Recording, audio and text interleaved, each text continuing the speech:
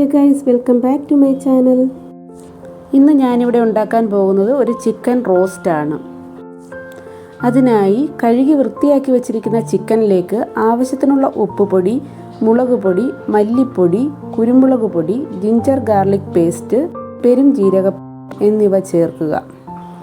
കുറച്ച് പുതിന കൂടി ചേർത്താൽ നന്നായിരിക്കും. ഞാനിവിടെ കുറച്ച് പുതിന അരച്ച് ചേർത്തിട്ടുണ്ട്. അത് ഇഷ്ടമുള്ളവർ മാത്രം ചേർത്താൽ. ഇനി ഒരു ചെറുനാരങ്ങയുടെ നീര് കൂടി ഈ ഇൻഗ്രീഡിയൻസിലേക്ക് ആഡ് ചെയ്യുക.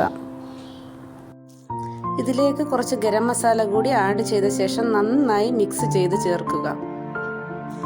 ഓക്കെ, നമ്മളെല്ലാ ഇൻഗ്രീഡിയൻസും ആഡ് ചെയ്ത് കഴിഞ്ഞു. ഇനി അതിലേക്ക് വേണ്ടത് കുറച്ച് ഓയിലാണ്. അത് ഏത് ഓയിൽ വേണമെങ്കിലും നമുക്ക് യൂസ് ചെയ്യാവുന്നതാണ്. ഞാനിവിടെ ഉപയോഗിച്ചിരിക്കുന്നത് ഒലിവ് ഓയിലാണ്.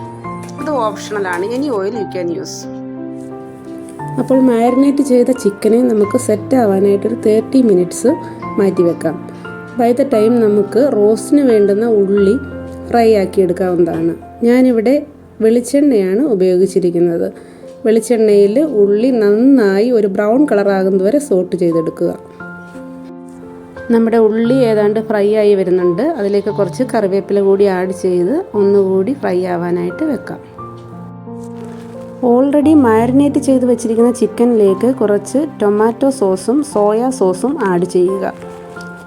ഇത് കേരള സ്റ്റൈൽ റോസ്റ്റ് അല്ല ഉണ്ടാക്കുന്നത്. കേരള സ്റ്റൈൽ ഉണ്ടാക്കുന്നവർക്ക് ഈ സ്റ്റെപ്പ് അവോയ്ഡ് ചെയ്യാവുന്നതാണ്. സോസ് നമുക്ക് ആഡ് ചെയ്യേണ്ട ആവശ്യമില്ല. സോസ് ആഡ് ചെയ്ത ശേഷം വീണ്ടും ചിക്കൻ നന്നായി മിക്സ് ചെയ്യുക. സോസ് ചിക്കൻ്റെ എല്ലാ പാർട്ടിലും പറ്റുന്ന വിധത്തിൽ നന്നായി മിക്സ് ചെയ്ത് വെക്കുക. അപ്പോഴേക്കും നമ്മുടെ ഉള്ളി ഓൾമോസ്റ്റ് ഫ്രൈ ആയിരിക്കുകയാണ്. ഉള്ളിയെ നമുക്ക് വേറൊരു പാത്രത്തിലേക്ക് മാറ്റിയ ശേഷം സെയിം ഓയിലിലേക്ക് ചിക്കൻ ഫ്രൈ ചെയ്തെടുക്കാവുന്നതാണ്. ഫ്രൈ ആയ ചിക്കനെ മാറ്റിയ ശേഷം മറ്റൊരു കണ്ടെയ്നറിലേക്ക് കടുക് പൊട്ടിക്കുക.